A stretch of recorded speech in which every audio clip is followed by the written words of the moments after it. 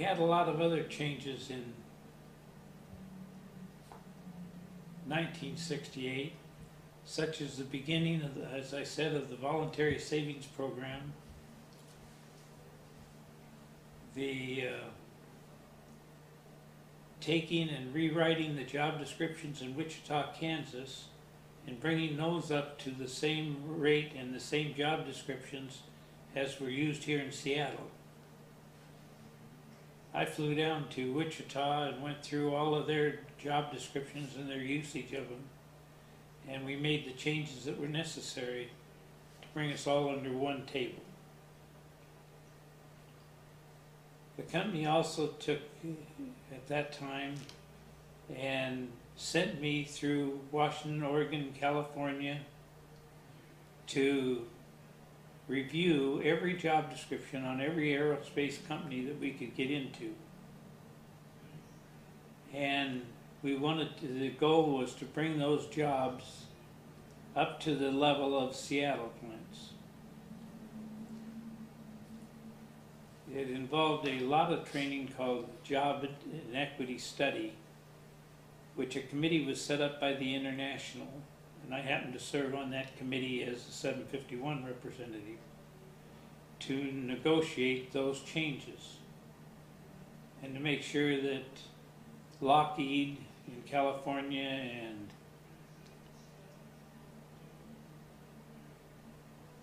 Continental, it's an airline, but the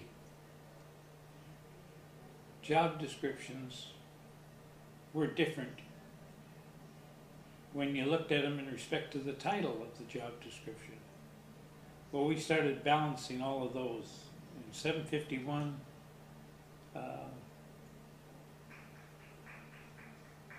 was the leader in upgrading and in placing these jobs together,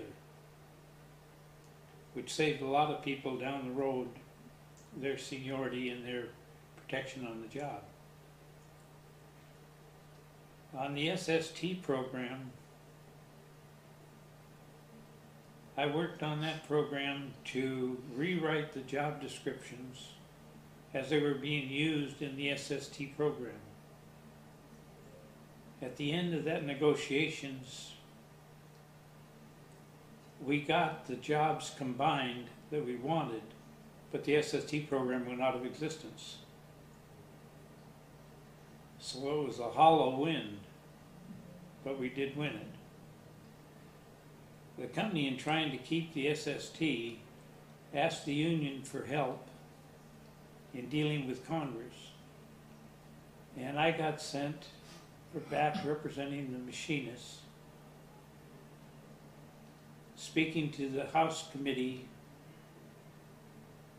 of Congress to present our arguments for having the SST program continue.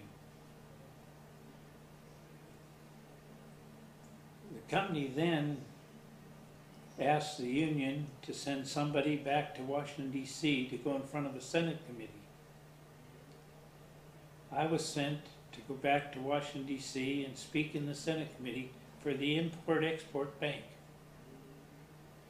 The banking system was one of the few systems the country had done correctly. It was loaning undeveloped countries an amount of cash so that they could turn and buy an Allison tractor or a Boeing jet. They had the money.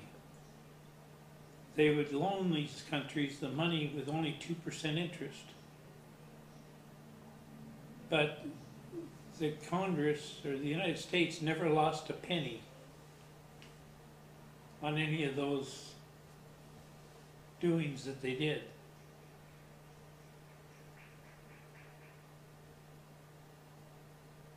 When you can loan money to an organization or a country and have it pay you back, you're ahead if you got 1% interest. That's still more than what you started out with. And these loans were doing an awful lot of good to keep many thousands of American workers working. While all this was going on in negotiations, 751 started another program.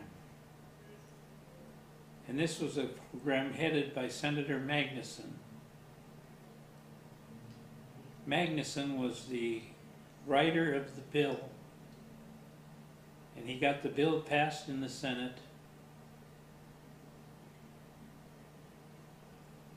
to develop HUD, Housing and Urban Development.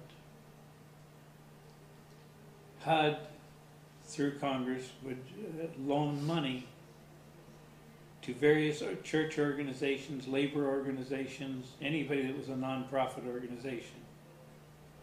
They would loan them the money to build low and middle income housing. 751 took on the responsibility of 6 housing projects.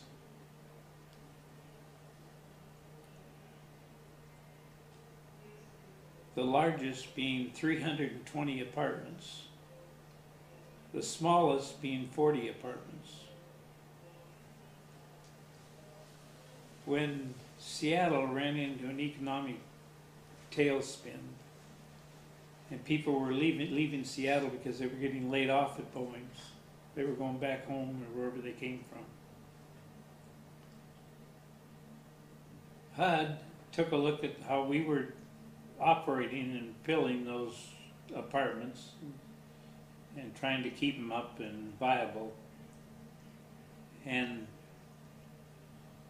they needed somebody to blame, so they attempted to blame 751 for not operating the housing projects more adequately. Well, I went and spent almost 3 weeks in Washington, D.C., arguing out financially how the government would be ahead if they would leave those projects with us.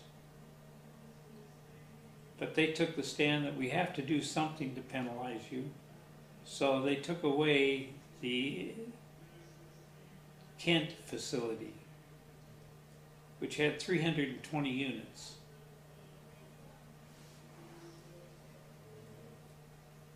They turned around and gave that facility to the King County Labor Council and their housing committee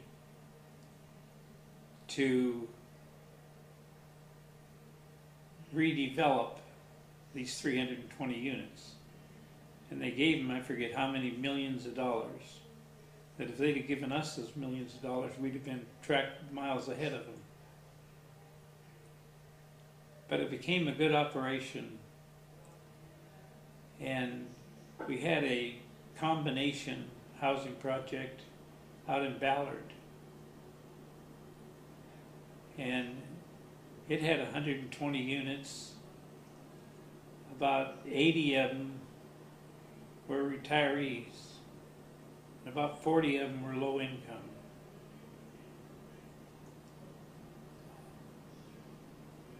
We had our own members retiring from Boeing's and moving into some of our projects if they were low income or middle income. It was a busy time.